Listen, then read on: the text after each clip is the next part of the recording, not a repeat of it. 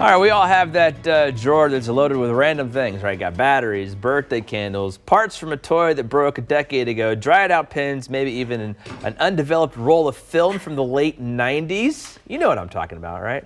We got a lot of time on our hands now to probably clean out a lot of that junk drawer, right? So we have our friend, professional organizer Helen Austen here. This looks remarkably clean here, so I know this is like the finished product because my junk drawer looks nothing like this. No, this is the before. Oh, this is the before. No.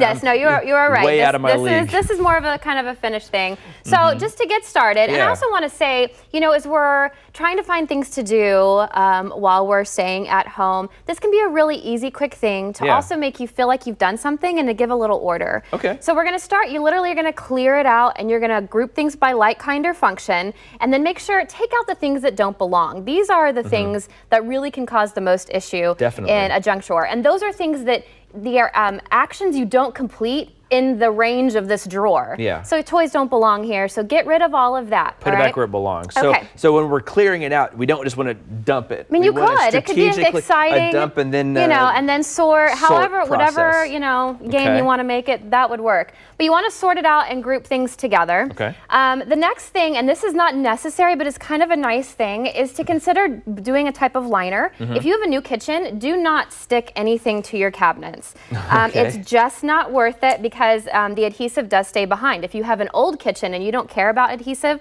staying behind, then go ahead and stick it. This is removable waterproof wallpaper. Oh, yeah.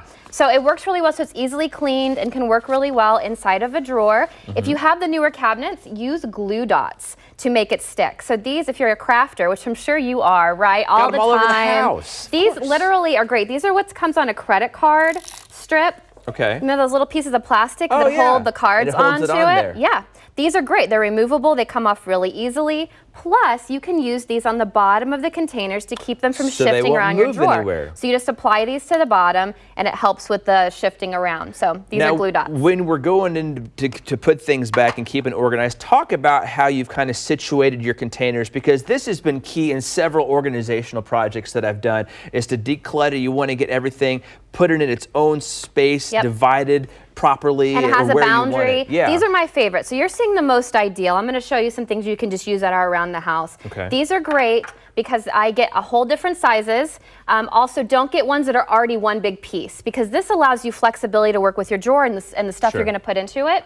Plus, these guys are great because they can stack. Yeah. So we're maximizing the vertical space in your drawer as well, giving you so much more space than you would typically have. Which is perfect, because how often, if you guys can look here, you got a paper clips here and your pens underneath. How often are you looking for a paper clip and you're just diving down and you got to search through everything? Change. Also consider the things you use the most often are going to be towards the front of the drawer, things least often towards the back. Also, I do have a battery thing in here, but if you buy your batteries in bulk, they don't belong in here because it just becomes chaos. But you can get these really great containers online that mix it all nice and neat, so it's not difficult to find one. Because it always seems like you have a smoke detector that's chirping and you got to get that 9-volt out of there, but then somebody's PlayStation remote broke and you need to have AA batteries for that or whatever. So that's a great organizer kit right there. Also consider labeling. So when I have clients who are focus challenged, so have ADD, ADHD, we want to put in a really clear system, like as clear as day, which does seem like it's over the top, but also it just helps with consistency and multiple people in the household. Consistency and process are the keys to keeping it organized, right? It is. Plus, if you don't have containers at home, today you can do this.